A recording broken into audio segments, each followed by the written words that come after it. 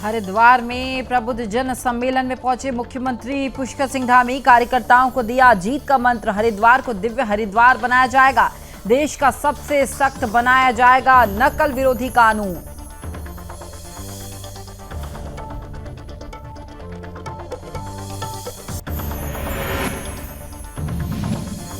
टिहरी में मोदी की मन की बात कार्यक्रम का हुआ आयोजन। मुख्यमंत्री धामी कार्यक्रम में हुए शामिल। त्योहारों में स्थानीय उत्पादों का प्रयोग करने की अपील। मन की बात कार्यक्रम सबके लिए है प्रेरणादायी।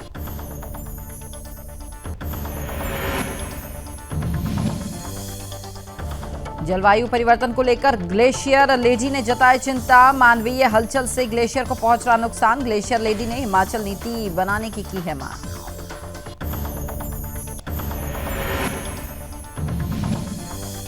हरिद्वार में सिसोदिया की गिरफ्तारी के बाद कार्यकर्ताओं में दिखा आक्रोश। बीजेपी कार्यकर्ताओं ने कार्यालय के बाहर किया विरोध प्रदर्शन। भारी संख्या में पुलिस बल भी तैनात। और शराब घोटाले में सीबीआई राउंड एवेन्यू कोर्ट में सिसोदिया की पेशी। गिरफ्तारी के विरोध में सड़क पर उतरी आम आदमी पार्टी। भारी संख्या में जुटे समर्थक जमकर काटा बवाल।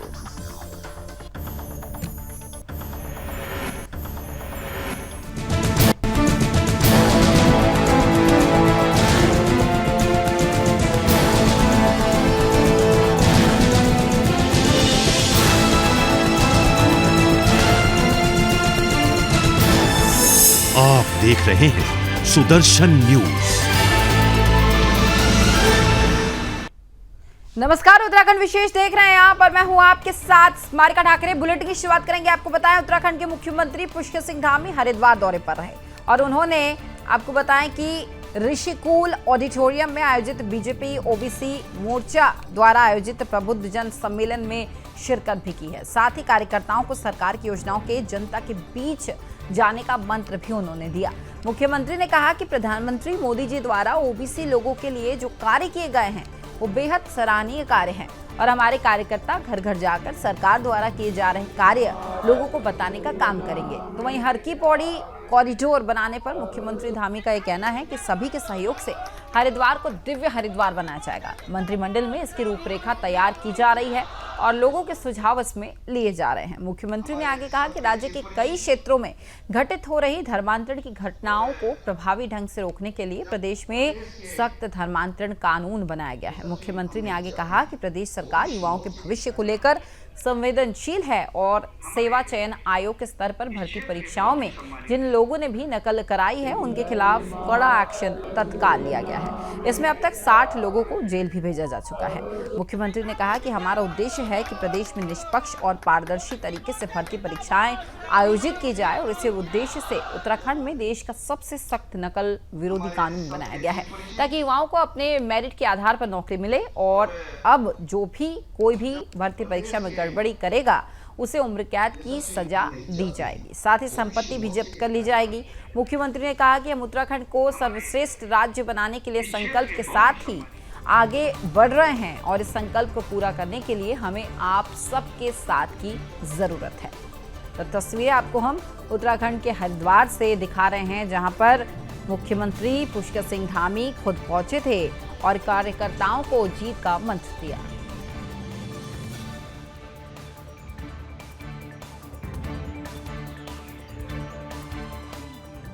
सम्मेलन हुआ है और इस सम्मेलन में जो माननीय प्रधानमंत्री मोदी जी के द्वारा जो ओबीसी वर्ग के हितों में जो निर्णय लिए गए हैं, जो पिछले 60 सालों में कोई भी जो निर्णय 70 सालों में नहीं हुए, वो सभी काम पिछड़ा वर्ग के लिए लिए गए हैं, गरीबों के लिए लिए गए हैं। उसी पर यहाँ पर चर्चा हुई है और हमारे सभी कार्यकर्ता गांव-गांव जाएंगे, घर घर जाएंगे और लोगों को जागरूक करेंगे, लोगों को बताएंगे कि किस प्रकार से केंद्र की सरकार ने अभूतपूर्व निर्णय लिए हैं जो केवल और केवल गरीबों को समर्पित है। में पहले से लंबित है और चूँकि विधानसभा एक स्वैच्छिक संवैधानिक संस्था है, उस पर ऑलरेडी काम चल रहा है।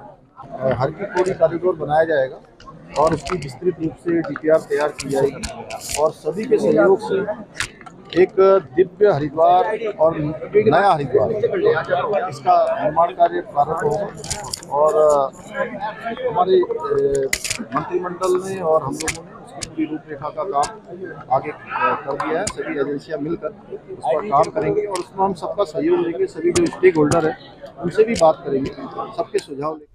अब खबर टिहरी से है, जहां मुख्यमंत्री पुष्कर सिंह धामी ने कलेक्ट्रेट सभागार में जनप्रतिनिधियों और अधिकारियों के साथ प्रधानमंत्री नरेंद्र मोदी के मन की बात कार्यक्रम को सुना है। जी हां, मुख्यमंत्री ने कहा कि प्रधानमंत्री नरेंद्र मोदी जी ने मन की बात में अपील की है कि त्योहारों में स्थानीय उत्पादों का अधिक से अधिक प्रयोग किया जा सके। यह वोकल फॉर लोकल की दिशा में एक अच्छा प्रयास होने वाला है और स्थानीय उत्पादों को बढ़ावा देने के लिए हमारे स्थानीय लोगों की आजीविका बढ़ाएगा। तो वहीं युवा पुरस्कार से सम्मानित बागेश्वर जनपद के लोक गायक पूरन सिंह राठौर का प्रधानमंत्री जी ने मन की बात कार्यक्रम में उल्लेख भी किया और दिव्यांग होने के बावजूद भी उनके द्वारा उत्तराखंड की संस्कृति को बढ़ावा देने के लिए जो कार्य किए जा रहे हैं उनके लिए वे साधुवाद के पात्र हैं। उन्होंने कहा कि यदि मन में कुछ करने का जोश हो तो विषम परिस्थितियों में भी सब कुछ संभव होता है।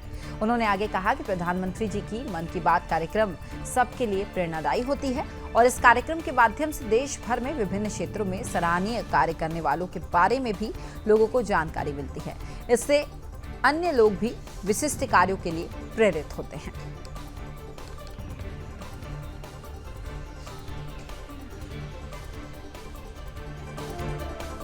तो वहीं उत्तराखंड के सीएम पुष्कर सिंह धामी की एक अलग ही पहचान है। जी हां, पुष्कर सिंह धामी हमेशा ही एक खास और सबसे अलग अंदाज में नजर आते हैं। मुख्यमंत्री का यही सबसे खास अंदाज युवाओं को प्रेरित करता है। ऐसे में कल सीएम धामी टिहरी के पगडंडियों में प्रातः काल भ्रमण पर निकले और इस बीच सीएम धामी ने लोगों से बातचीत करते हुए सभी का हालचाल जाना। साथ ही आपको बताएं कि सीएम धामी ने तिवाड़ गांव में खेतों में आधुनिक कृषि यंत्र से जुताई भी की है और इसके बाद मुख्यमंत्री धामी तिवाड़ की पगडंडियों में प्रातःकाल भ्रमण को निकल गए। भ्रमण के दौरान मुख्यमंत्री धामी ने गांव में स्थित विभिन्न होमस्टे का निरीक्षण भी किया, साथ ही ग्राम वासियों की सराहना भी उन्होंने की। तस्वीरें आपको दिखा रहे हैं। इस बीच मुख्यमंत्री धामी ने महिलाओं और बच्चों से मुलाकात करके उनका हालचाल भी जाना है। आपको बताएं कि उन्होंने ग्राम वासियों से सरकार की तरफ से चलाई जा रही विभिन्न योजनाओं का फीडबैक भी लिया है। उन्होंने कहा कि सरकार द्वारा चलाई जा रही विभिन्न योजनाओं का अधिक से अधिक लाभ आमजन तक पहुंच सके, इसके लिए सभी अधिकारियों को निर्देशित कर दिया गया है। सरकार और आमजन के बीच परस्पर संवाद भी विकास में अपनी अहम सहभागिता निभाता है।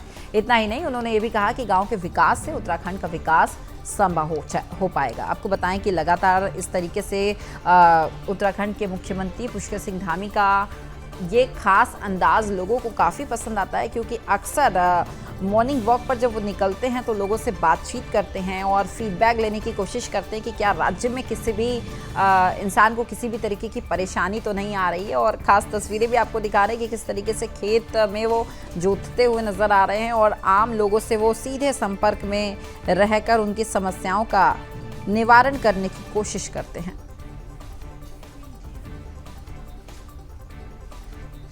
वहीं अब खबर हरिद्वार से है, जहां सीबीआई द्वारा शराब नीति मामले में दिल्ली के उप मुख्यमंत्री मनीष सिसोदिया को गिरफ्तार किए जाने के बाद आम आदमी पार्टी के नेताओं और कार्यकर्ताओं में आक्रोश देखने को मिल रहा है। हरिद्वार में आम आदमी पार्टी के कार्यकर्ताओं द्वारा बीजेपी कार्यालय के बाहर जमकर विरोध प्रदर्शन किया गया और इसे देखते हुए पुलिस प्रशासन मुस्तैद नजर आया। आपको बताएं कि पुलिस प्रशासन द्वारा बीजेपी कार्यालय के बाहर बैरिकेड लगाकर भारी संख्या में पुलिस बल भी तैनात यहां पर कर दी गई और विरोध प्रदर्शन के दौरान पुलिस और आम आदमी पार्टी के कार्यकर्ताओं में तीखी नोकझोंक भी देखने को मिली। आम आदमी पार्टी के प्रदेश उपाध्यक्ष नरेश शर्मा का कहना है कि दिल्ली के उप मुख्यमंत्री मनीष सिसोदिया को सीबीआई द्वारा झूठा मुकदमा दर्ज करके गिरफ्तार किया गया।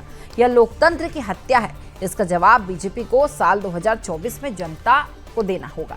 उन्होंने आगे कहा कि जब तक हमारे उप मुख्यमंत्री को रिहा नहीं किया जाता, हम अपना आंदोलन जारी रखेंगे। तो दिल्ली से लेकर उत्तराखंड में किस तरीके से आम आदमी के जो कार्यकर्ता हैं वो विरोध जता रहे हैं उप मुख्यमंत्री मनीष सिसोदिया के जेल में बंद होने का, आप तस्वीरों के माध्यम से देख सकते हैं।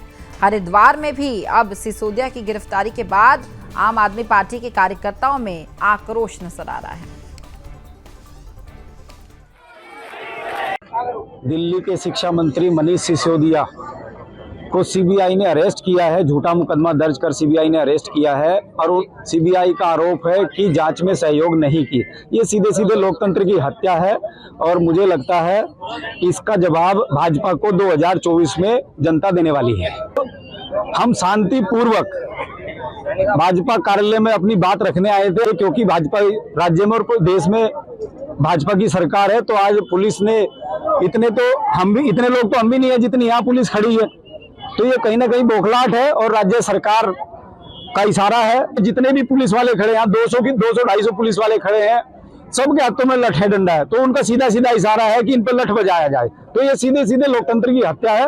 लोकतंत्र में अपनी बात कहने का सबको अधिकार है, इसको कोई आप रोक नहीं सकते।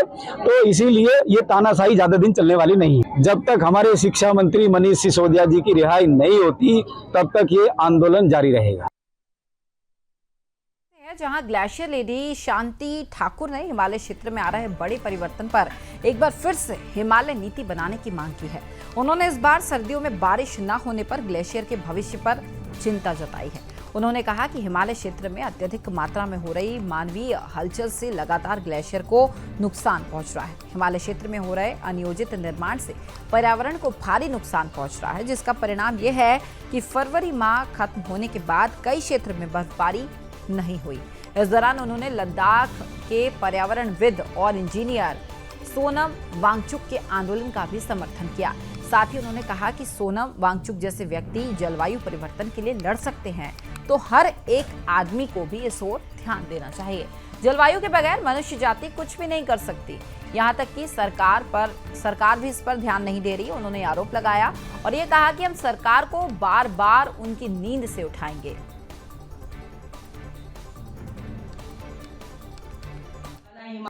पूरी हमारे जो हिमालय की सतह बनी रहे। अभी आप देख रहे हैं दिसंबर पूरा चले गया था और जनवरी पूरी चली गई, फरवरी पूरी चली गई, लेकिन आज जो है ना पूरा हिमालय जो है ना बर्फ विहीन है। उसका कारण एक ही है, क्योंकि हिमालय को हमने जो है बिल्कुल कमाई का साधन बना दिया है। हिमालय को हम जो ये चाह रहे हैं कि कितना हम दोहन करें।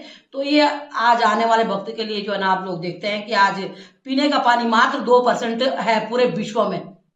ओनली 2% पीने का पानी, उसमें जो है ना कब तक जिएंगे इंसान। वो 2% कहाँ से आता है? ग्लेशियरों से आता है। और कुछ जो है ना बरसात में जो है हमारे स्रोत आते थे, लेकिन अब जो है बरसात भी आएगी तो बहा के ले जाएगी। और लेकिन जो बर्फ है, जो ग्लेशियर है, जो हमारे जो है ना बैंक हुआ करते थे, आज ग्लेशियर खत्म होते जा रहे हैं और पूरा हिमालय जो है खत्म हो गया।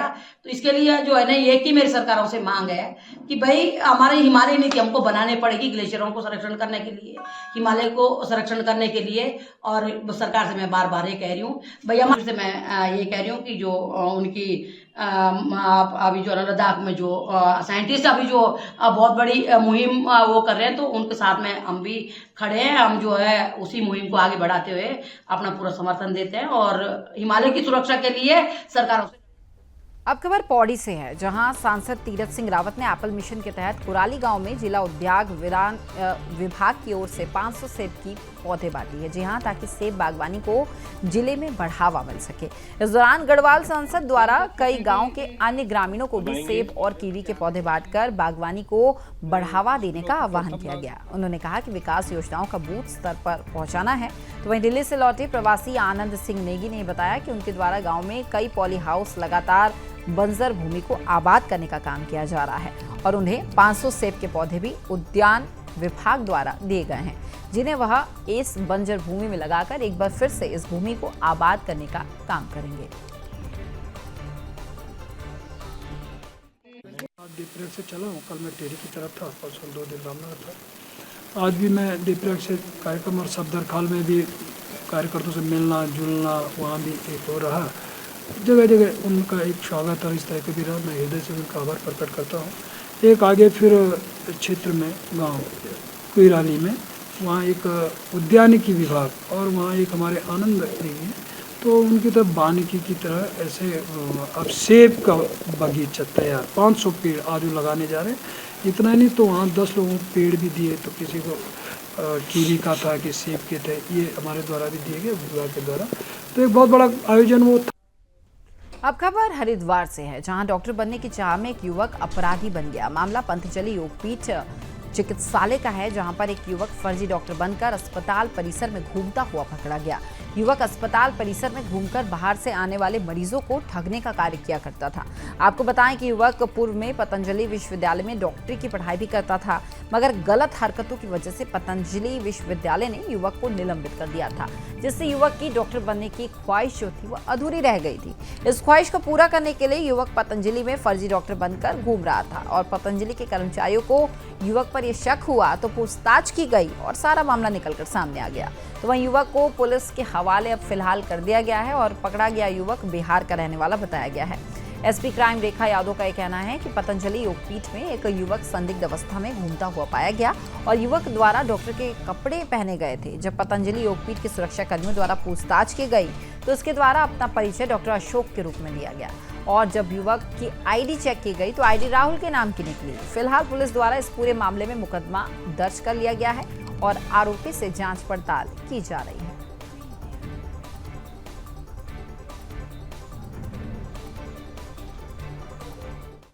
हाँ जी भाई जी। तो है पतंजलि के परिसर में एक व्यक्ति जो संदिग्ध अवस्था में घूमता हुआ पाया गया, तो उसने अपना हुलिया डॉक्टर का बना रखा था। तो सिक्योरिटी चेकिंग वालों ने जब उनसे पूछा कि भाई आप कौन है, तो उन्होंने अपना परिचय डॉक्टर अशोक के रूप में दिया। जब उनका आईडी चेक किया तो उनके पास आईडी डॉक्टर राहुल के नाम की थी। क्योंकि राहुल जो थे वो पहले पतंजलि में यहाँ अध्ययनरत थे, लेकिन कुछ 4 साल पूर्व उनको यहाँ से निष्कासित कर दिया गया था। उनको डॉक्टर बनने की चाह थी, तो इसी लालसा से वो वापस से उस परिसर में एंटर करे और लोगों से बातचीत करके उनका नंबर वगैरह प्राप्त कर रहे थे और उनसे संपर्क भी बनाए हुए थे वो। तो चूंकि प्राइमा फेसी जो अभियोग दर्ज कर लिया गया, क्योंकि ये एक फॉर्जरी का मामला था, एक फर्जी आईडी बना करके वो उस परिसर में प्रवेश किया और नाजायज फायदा उठा रहे थे उस चीज़ का। अभियोग दर्ज कर लिया गया। बाकी पूछताछ चल रही है कि उन्होंने ऐसा क्यों किया, क्योंकि वो पहले उस विद्यालय जो यूनिवर्सिटी है पतंजलि में वहाँ अध्ययनरत थे और 4 साल पूर्व उन्हें वहाँ से निष्कासित कर दिया गया था। तो इस वजह से कहीं ना कहीं उनके मन में लालसा रही होगी कि जिस परिसर में वो अध्ययनरत थे तो वहाँ पे डॉक्टर बनने की चाह के चलते उन्होंने ये कदम उठाया है। अभी तक की जो जांच पड़ताल है उसमें यही निकल के है। अब खबर पौड़ी से है, जहां पुलिस को एक बड़ी कामयाबी हाथ लगी। यहां पुलिस ने चेकिंग अभियान के दौरान 75 किलो अवैध गांजे के साथ एक तस्कर को गिरफ्तार कर लिया है और अभियुक्त मुरादाबाद का रहने वाला बताया गया, जिसकी पहचान रणधीर सिंह के तौर पर की गई है। अभियुक्त अपनी कार के जरिए 75 किलो अवैध गांजा की तस्करी कर रहा था, जिसकी बाजार में कीमत करीब 13 लाख रुपए है। अभियुक्त रणधीर से पूछताछ में पुलिस ने ये पाया कि वह सनौज नेगी नाम के लड़के से अवैध गांजा उसके घर से खरीदता था और फिर अवैध गांजे को मुरादाबाद में ले जाकर ऊंचे दामों में बेचा करता था। फिलहाल पुलिस ने आरोपी के विरुद्ध एनडीपीएस की धाराओं में मुकदमा पंजीकृत कर लिया है और फिलहाल आगे की कार्रवाई अभी जारी है।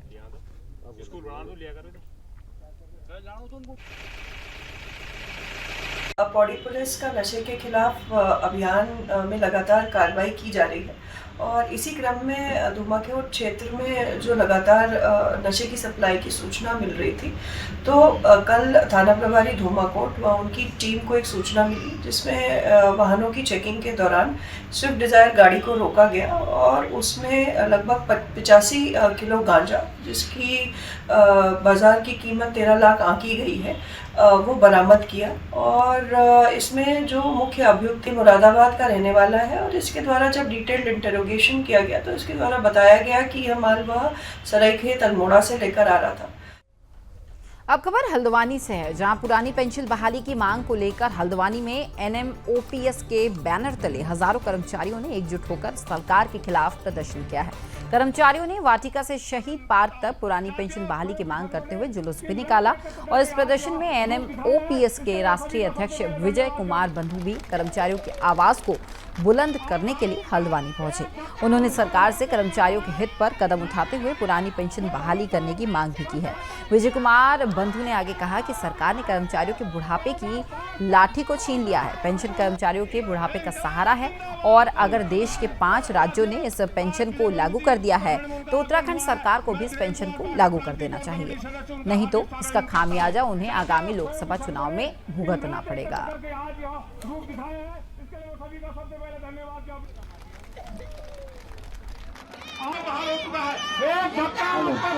अगर सभी के पेंशन बंद करना है, कर्मचारी को पेंशन देने में सरकार का बजट गड़बड़ होता है, सबका बजट गड़बड़ हो जाता है, तो सांसदों में सांसद में एक बार जो जीत करके आ जाता है या विधानसभा में जीत करके आ जाता है, तो इनकी पेंशन बहाली क्यों? इनकी भी पेंशन बंद कर दी जाए। अगर सांसद की पेंशन बंद कर दिया जाए तब कर्मचारियों की पेंशन बंद कर सकते हैं। अगर कर्मचारी की पेंशन से इतना नुकसान है, कर्मचारी इतने 30 साल 35 साल अपना काम पूरा करता है, उसके बाद भी पेंशन उसको नहीं दी जाएगी, बल्कि सांसद एक बार सेवा दे करके आ जाएगा, जीत करके आ जाएगा, उसकी हमेशा के लिए पेंशन हो जाएगी। इस वजह से ये हमारी लड़ाई है कि सभी कर्मचारियों की पेंशन बहाली, पुरानी पेंशन बहाली की जाए। सर, ये हमारा जो मामला है एनपीएस हटाने का है, ओल्ड पेंशन को दोबारा से लाने का है, जो कि 2005 से हट गई है। श्री अटल बिहारी जी की जब सरकार थी तो ये हट चुकी थी, और तब से हम इसके लिए अब संघर्ष कर रहे हैं ताकि ये दोबारा लाई जाए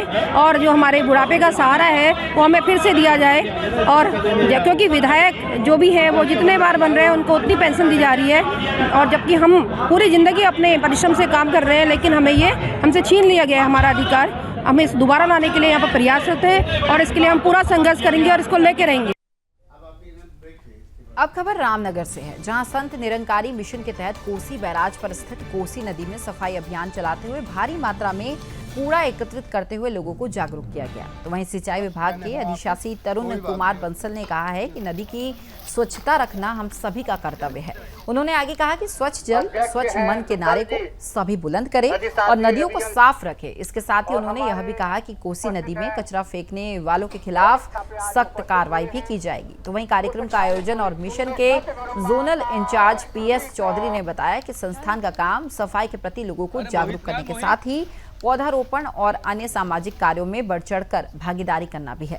उन्होंने सभी लोगों से स्वच्छता अभियान में बढ़ चढ़कर भागीदारी करने की अपील भी की है।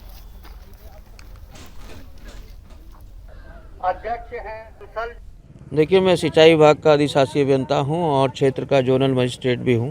आज जो संत निरंकारी मिशन द्वारा जो ये एक अभियान चलाया जा रहा है कोसी नदी की सफाई का, इसमें आपके जो इंचार्ज है यहाँ के चौधरी साहब और हमारे साथ शहर के नगर पालिका के चेयरमैन अकरम साहब, जो बहुत बड़े समाज सेवी, मैं बहुत दिनों से जानता हूं आपको। तो ये जो स्वच्छ जल और स्वच्छ मन बहुत ही अच्छा मिशन है, और यही शहर में नहीं, देश में नहीं, पूरी दुनिया में मैं समझता हूँ 60 से ज़्यादा देशों में जैसा बताया गया है ये चल रहा है। और एक दिन ऐसा ज़रूर आएगा कि हम लोग ये इसमें कामयाबी मिलेंगे, क्योंकि जो एक कहावत है ना कि पत्थर पे पानी पड़े मुस्तकिल तो घिस जाएगी एक दिन वो पत्थर की सिल। कोशिश किए जाओ मेरे दोस्तों, सफलता मिलेगी ज़रूर एक दिन। मुझे ये सहभागिता करके इतना हर्ष हो रहा है, मुझे पहले से पता होता मैं सहपरिवार इसमें सहभागिता करता, और अगली बार और बढ़ चढ़ के इसमें हिस्सा लेंगे। और सभी का, क्षेत्र की जनता का भी आह्वान करूंगा कि मैं नहरों नदियों को हमारी कम से कम गंदा बिल्कुल ना करें, और इसके पानी का उपयोग कभी जो पीने में होता था आज लोग नहाने में भी इसमें संकोच कर रहे हैं, और धीरे धीरे हम इसको आगे बढ़ाएंगे और हम पूरा सहयोग करेंगे। धन्यवाद। तो वहीं उत्तराखंड के रामनगर में G20 का 28 से 30 मार्च तक आयोजन किया जाना है, जिसको लेकर तैयारियां अधिकारियों ने अब कमर कसनी शुरू कर दी है। साथ ही आपको ये भी बताएं कि G20 समिट के तहत 2 के बजाय 3 वर्किंग ग्रुप की बैठक उत्तराखंड में होनी है, जिसमें पहली बैठक 28 से 30 मार्च के बीच रामनगर में होने वाली है, जिसकी तैयारी को लेकर पंतनगर एयरपोर्ट से रामनगर के ढिकौली क्षेत्र तक कुमाऊं कमिश्नर दीपक रावत की अगुवाई में पूरा सर्वे किया गया है, जिसमें रोडों के साथ ही यहाँ पर सम्मेलन जो है ये होने वाला है, उसका भी सर्वे कराया गया है। आपको बताएं कि G20 शिखर सम्मेलन 2023 के उत्तराखंड में 3 कार्यक्रम के जरिए होगा, जिसमें से एक कार्यक्रम नैनीताल जिले के रामनगर में प्रस्तावित है। रामनगर में प्रशासन ने अपने स्तर पर G20 शिखर सम्मेलन 2023 की तैयारी अब शुरू कर दी है, और इसी वजह से कुमाऊं कमिश्नर दीपक रावत ने पंतनगर एयरपोर्ट से लेकर रामनगर तक का स्थलीय निरीक्षण भी किया और अधिकारियों को जिम्मेदारी भी सौंपी है। G20 शिखर सम्मेलन 2023 के कार्यक्रम को यादगार बनाने के लिए उत्तराखंड सरकार जी जान से जुटी हुई है, और प्रशासनिक अधिकारी कार्यक्रम की तैयारी का खुद जायजा ले रहे हैं। तो वहीं पत्रकार वार्ता करते हुए कुमाऊं कमिश्नर दीपक रावत ने कहा है कि G20 कार्यक्रम से जहां पर्यटन नगरी की रोडों के साथ ही सुंदरीकरण का कार्य भी किया जाएगा, तो वहीं उसके साथ से ये सम्मेलन उत्तराखंड के लिए गौरव करने वाला सम्मेलन होगा। इसको सफल बनाने के लिए मुख्यमंत्री की तरफ से सभी को निर्देशित किया गया है।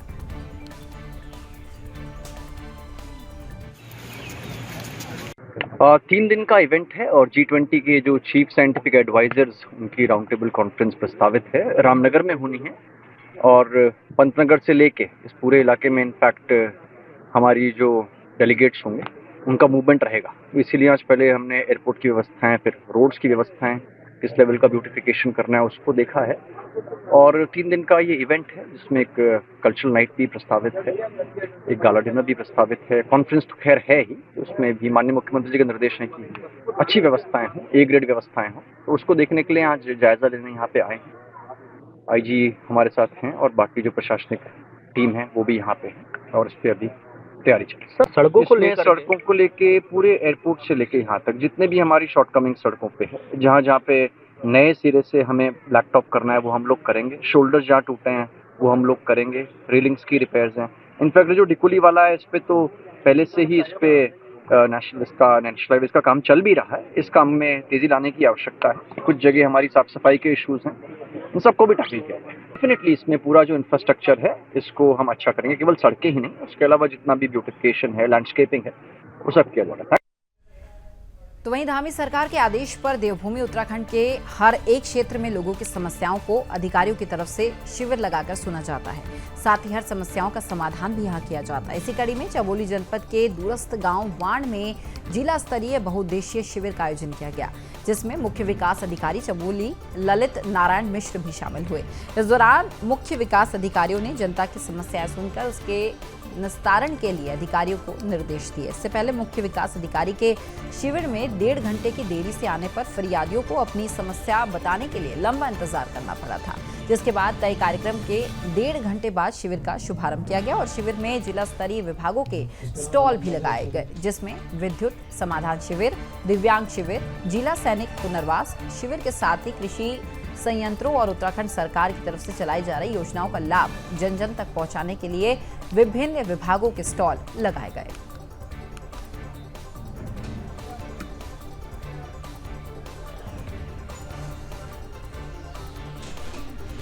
तो फिलहाल उत्तराखंड विशेष में इतना ही, लेकिन स्वदेशी न्यूज में खबरों का सिलसिला लगातार जारी रहेगा। जय हिंद।